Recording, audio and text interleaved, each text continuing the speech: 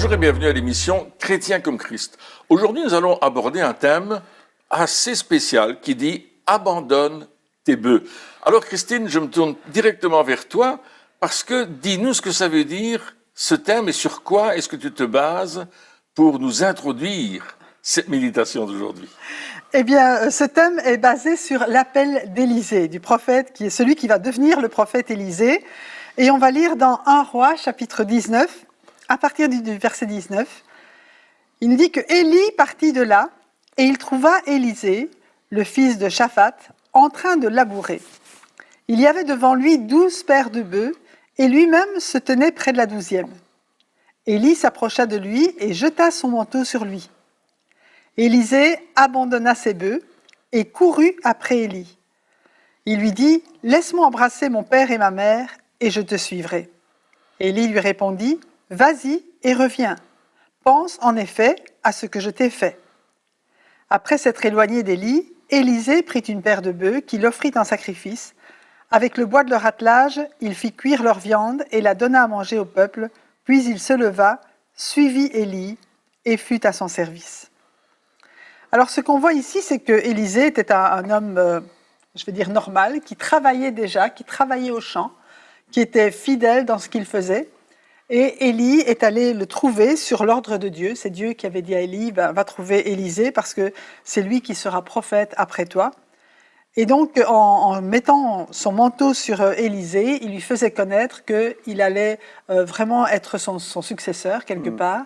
Et Élisée a abandonné ses bœufs, non seulement cela, mais il a offert une paire de bœufs en sacrifice, et il a suivi Élie. Il ne s'est pas posé de questions, mais il avait un cœur qui était disposé déjà à suivre le Seigneur. Donc on a vu dans l'émission précédente que c'était important d'être conduit par le Saint-Esprit, etc.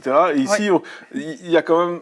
C'est encore plus, parce que là, Élisée, finalement, il accepte d'être conduit par Dieu, mais non seulement ça, il accepte de tout sacrifier, c'est-à-dire tout ce qu'il avait préparé, ses plans d'avenir. Et il y a des fois, justement, où certaines personnes sont appelées à sacrifier leurs plans d'avenir pour suivre Dieu dans un appel bien particulier, comme Élisée l'a fait. Alors, on peut se poser la question, mais comment est-ce qu'on sait si on a un appel bien particulier? Comment est-ce qu'on sait si on doit abandonner ce qu'on est en train de faire pour faire autre chose? Alors, on voit déjà dans cette histoire qu'il y a deux personnages.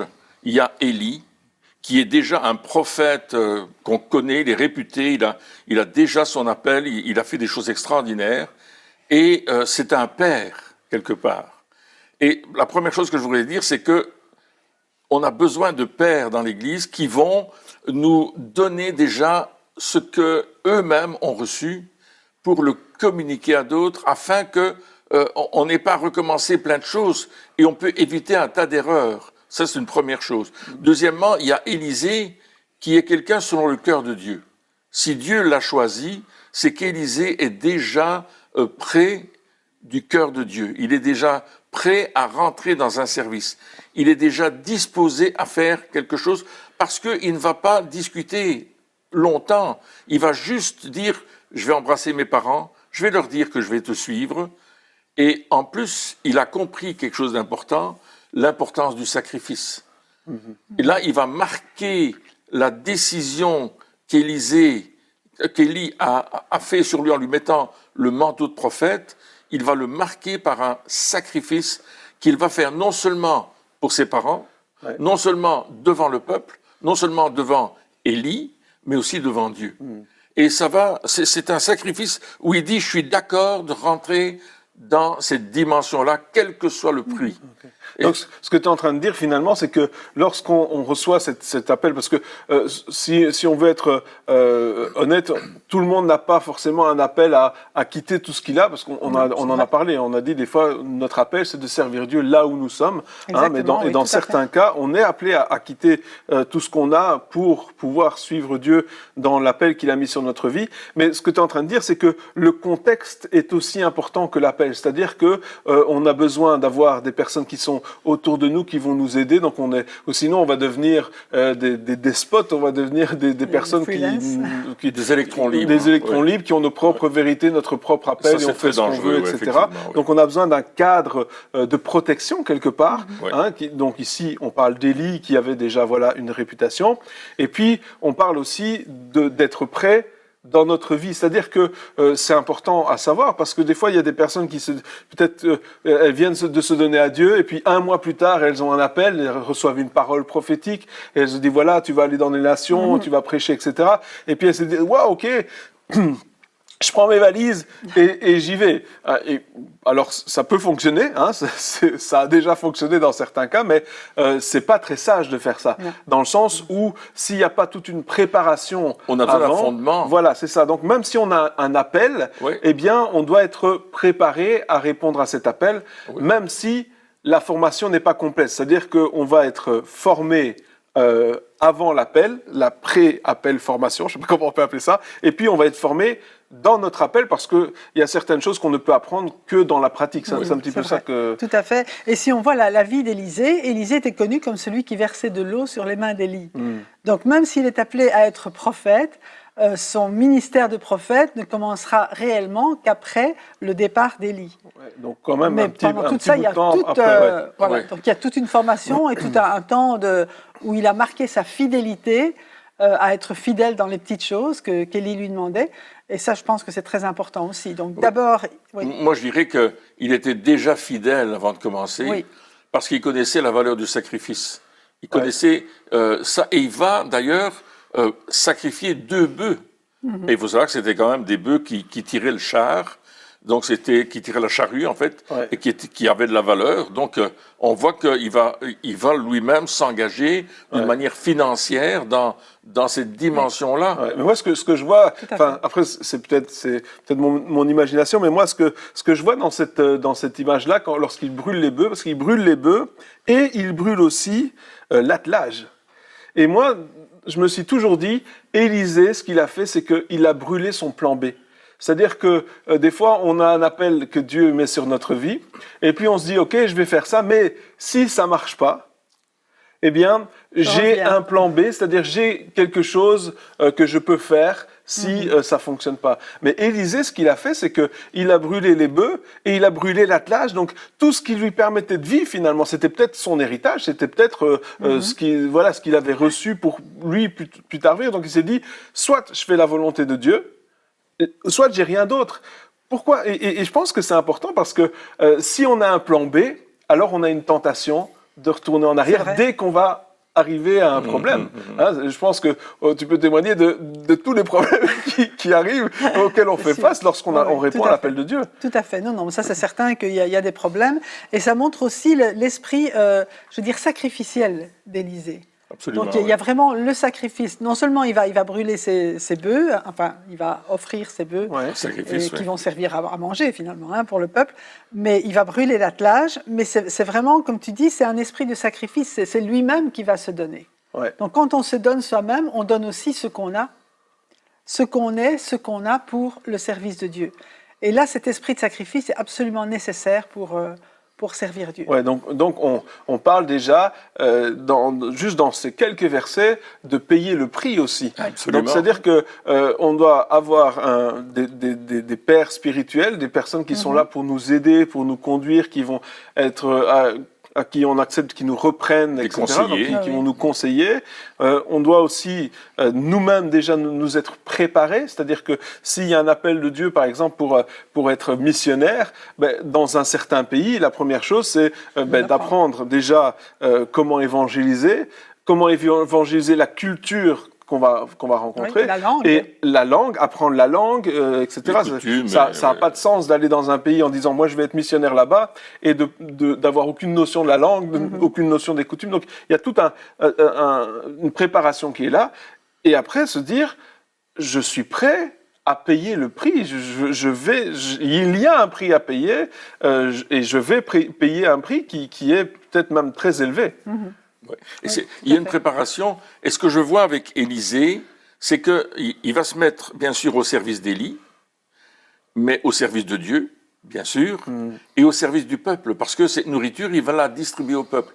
Donc il faut savoir que l'appel que Dieu nous donne, c'est pas pour que nous on devienne des stars, des superstars de l'évangélisation ou de que sais-je, des super prophètes ou des super apôtres, mais pour servir le peuple.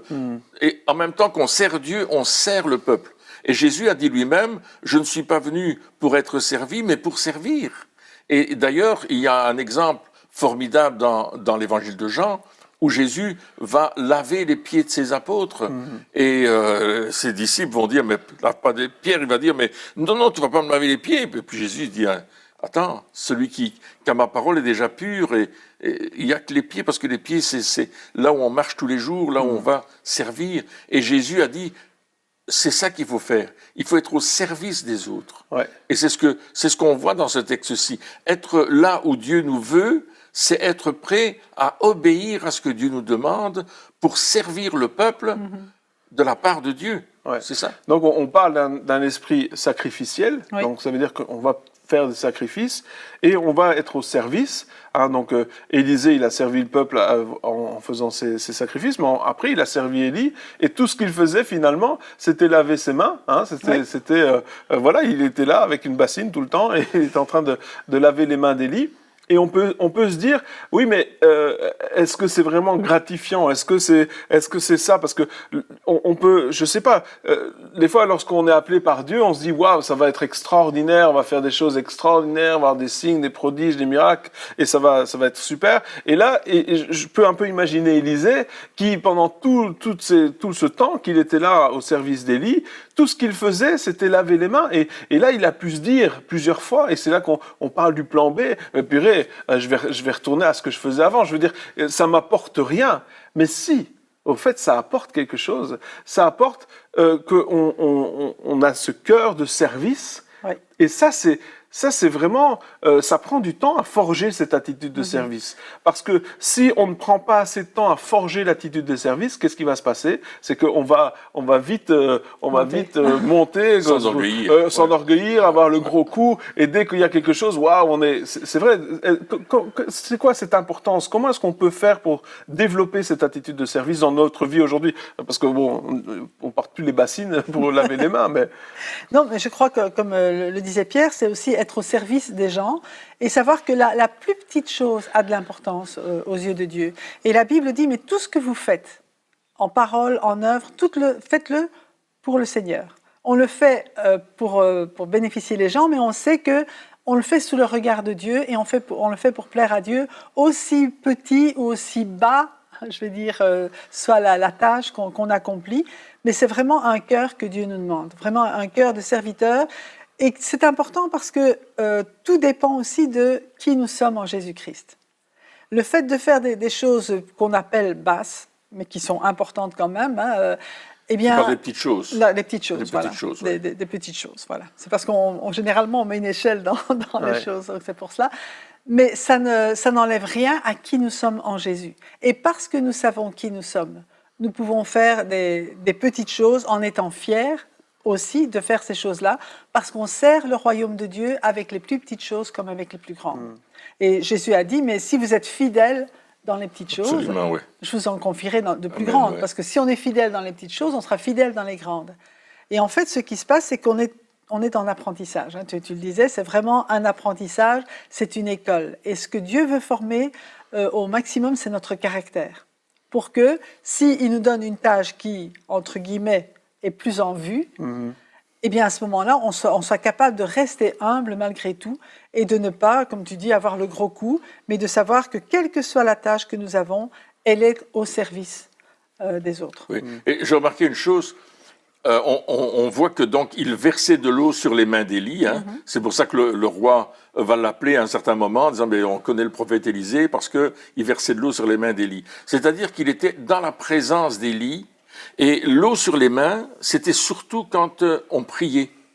Se laver les mains. D'ailleurs, on voit dans le Nouveau Testament que Paul va aller près des courants d'eau où il y a des groupes de prière. Pourquoi? Parce qu'avant la prière, ils vont se laver les mains avant de prier. Et c'est cela que Paul dit à Timothée, avoir des mains pures devant Dieu. Et là, on est dans quelque chose de fort parce que bien, il est en présence d'Élie qui, lui, est en train d'accomplir son ministère. Il prie pour les gens, il prie pour certaines choses. Il y a des signes, des prodiges et des miracles qui se passent dans la présence d'Élie. Et Élisée, lui, va être au bénéfice de tout ce qu'il voit. On apprend beaucoup au contact d'hommes de Dieu en les voyant faire, en écoutant ce qu'ils disent, parce que quand Élie priait pour quelqu'un, il l'enseignait probablement, très certainement, pour lui dire pourquoi il allait faire ceci, cela, et prophétiser également. Donc il va être à l'école d'Élie, et il va apprendre pendant toutes ces années, en écoutant, en voyant, en posant des questions. Peut-être après, il y avait peut-être un after meeting, comme on dit, il va peut-être poser des questions pour demander mais pourquoi tu fais ceci comme ça, et il va apprendre tout cela. Et on verra plus tard que Élisée va devenir un professeur. Il va avoir une école. Dans les écoles de prophètes. Ouais. Donc ça veut dire que finalement, on a besoin absolument de au moins une personne qui nous apprend, mais que l'on sert. Hein, je pense que des fois, on peut dire oui, mais j'ai été à l'école biblique, etc. Toutes ces choses-là sont importantes, d'apprendre la parole de Dieu. Mais finalement, il n'y a pas de meilleur apprentissage qu'en servant quelqu'un. Sur le terrain. Sur le terrain. Moi j'ai grandi, avec vous forcément. Et puis obligatoirement. Et puis tu as servi. Et puis j'ai servi. Et c'est comme ça que j'ai appris. J'ai appris pendant les voyages qu'on a fait, pendant tous les trucs. Et je me souviens que tout ce que je faisais finalement, c'était servir. C'était décharger la camionnette, recharger la camionnette, monter le matériel, démonter le matériel.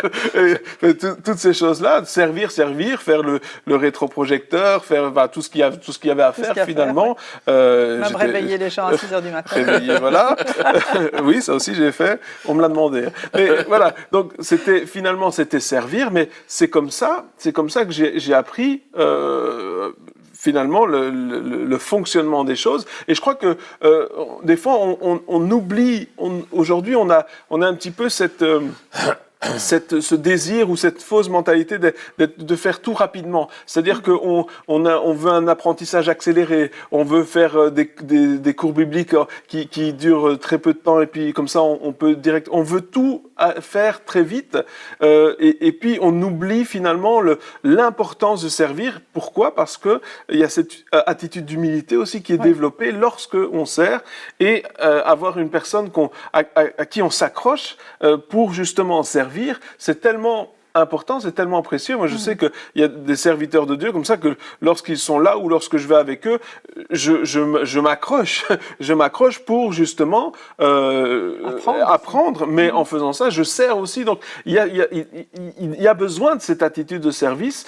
Et aujourd'hui, je pense qu'il y a un petit peu cette mauvaise vision des choses qui est plutôt je vais faire grandir mon business plan, mon affaire, et donc je vais pas servir, je veux être servi. Je vais me servir de l'évangile plutôt que servir de l'évangile. Et donc il y a une mauvaise mentalité.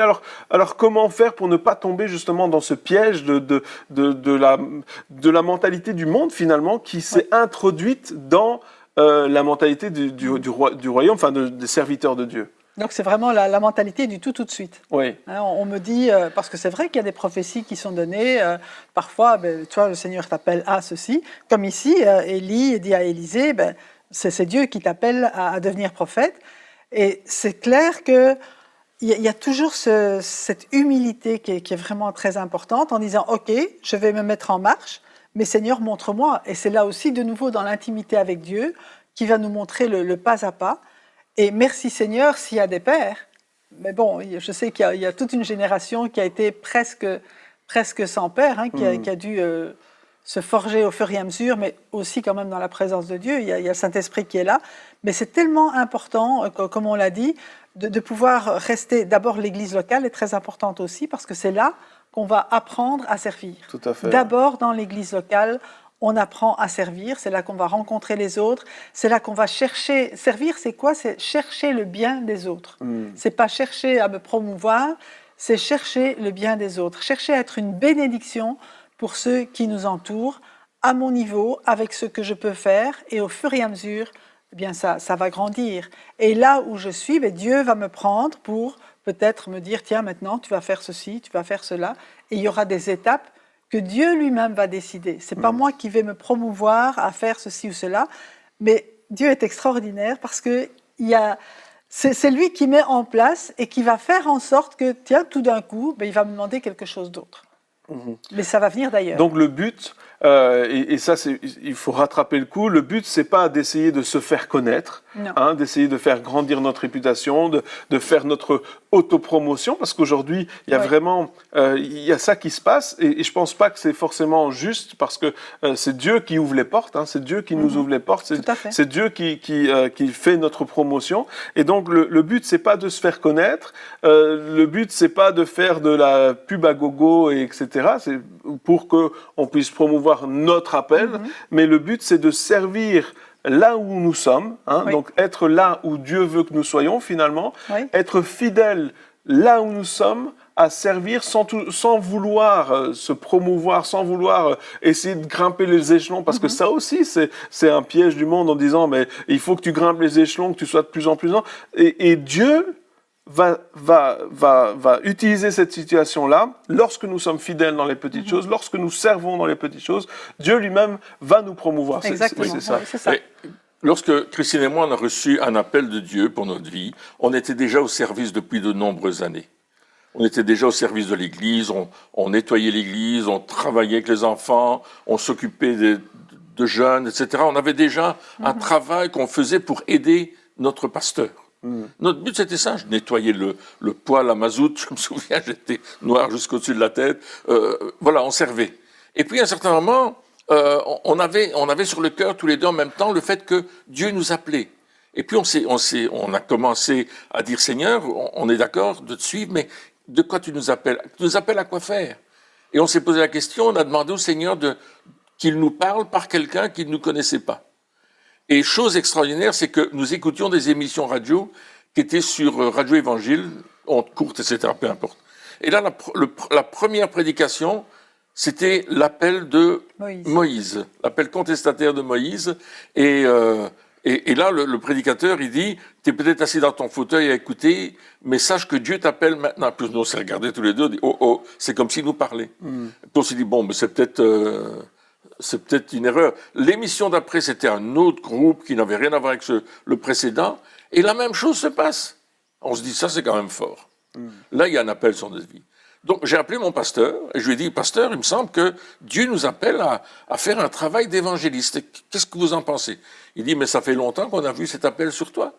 Parce que, as-tu remarqué le nombre de personnes que tu as amenées au Seigneur? Je lui ai dit, ben non. C'est normal, on est chrétien. Donc il y avait une confirmation. Il y avait une confirmation des autorités qui étaient là. J'ai été voir mon pasteur. Maintenant, il peut y avoir aussi des faux appels. C'est-à-dire des gens qui vont venir ils vont remarquer que tu sers dans ton église, que tu es capable de faire beaucoup de bonnes choses, que tu es prêt à servir tout le temps, et ils vont venir te trouver en te disant moi, j'ai besoin d'un gars comme toi. Viens dans mon ministère. Viens dans mon ministère, tu vas servir, vends ta maison, vends tes affaires, donne-le à l'œuvre et viens chez nous. Et puis là, il faut s'arrêter. Il faut aller voir ses conseillers. Il faut aller voir Dieu. Il faut sonder les Écritures. Parce que l'herbe a toujours l'air plus verte ailleurs. Voilà. Ça correspond peut-être... Il y a des pièges. Oui, il y a des pièges. Ça correspond peut-être à tout ce que tu veux, que tu aimerais faire, mais c'est pas le bon endroit. C'est pour ça qu'on doit être là où Dieu nous veut, et non pas là où je veux aller, moi. Dire, Seigneur, tu veux quoi? Et là, à un certain moment, on s'est posé des questions, et on a posé des questions à Dieu, et Dieu nous a parlé à travers de rêves et de visions nocturnes, pour nous dire, non, c'est pas le bon chemin, il faut pas y aller. Et on a donc ainsi sélectionné des endroits, et il y avait un appel précis qui était sur nos vies, c'était de promotionner des conférences de jeunes qui avaient lieu en Suisse, à Lausanne. Et Dieu nous a confirmé que c'était ça d'une manière miraculeuse, parce qu'on avait besoin d'une certaine somme d'argent pour du matériel, etc. Et tout est arrivé au moment précis où on en avait besoin. On s'est dit, c'est ça. J'en ai parlé avec mon pasteur. Il a dit, t'as mon feu vert, on prie pour toi pour ça, fais-le. Et on a comme ça tourné dans notre pays, dans toutes les églises, pour annoncer cette conférence. Et en fin de compte, 250 jeunes sont venus avec nous. Donc il y avait un appel particulier de la part de Dieu pour ça. À ce moment-là. À ce moment-là, À ce moment-là. ouais. Il y a vraiment des temps pour Oui. toutes choses, mais c'est des temps aussi qui nous permettent d'apprendre, Oui. qui nous permettent de servir, voilà, de nous humilier aussi, parce que des fois, des fois, on se dit, ben oui, mais si je veux servir Dieu, il y a des serviteurs qui disent, ouais, mais moi je veux un hôtel 5 étoiles, je veux ceci, je veux cela, mais excusez-moi, mais c'est pas vraiment l'attitude que Jésus aurait. Jésus dit, mais moi j'avais même pas un oreiller, un caillou, Aucun endroit pour poser ma tête. aucun endroit pour poser ma tête. Donc quelque part, il y a aussi une attitude lorsque nous servons. Quand on va là où Dieu nous veut, eh bien, il y a des fois où on va se retrouver dans des endroits où on va être mis à l'honneur, et puis il y a des fois où on va se retrouver dans des endroits où les personnes ont moins de moyens peut-être, et là, il faut aussi pouvoir servir, c'est-à-dire que voilà, donc si on n'a pas ce cœur de serviteur, eh bien on va faire le difficile, on va commencer à s'y croire. Je me souviens, il y a un ami qui me racontait qu'il y avait un homme de Dieu qui était appelé par Dieu, qui avait demandé à venir, et il avait demandé 2 chambres d'hôtel, une pour lui et une pour sa valise. C'est la vérité. 2 chambres d'hôtel, une pour lui et une pour sa valise. Mon ami lui a dit, écoute mon grand, tu n'auras qu'une seule chambre d'hôtel, tu peux mettre ta valise dans ta chambre, etc.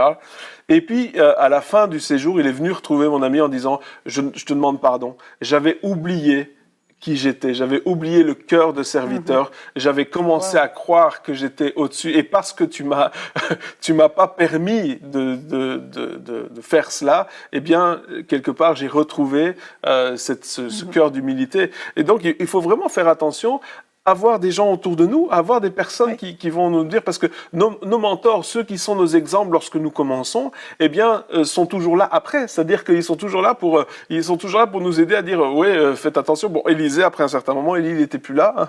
Et puis un jour, ils disparaîtront, nos mentors.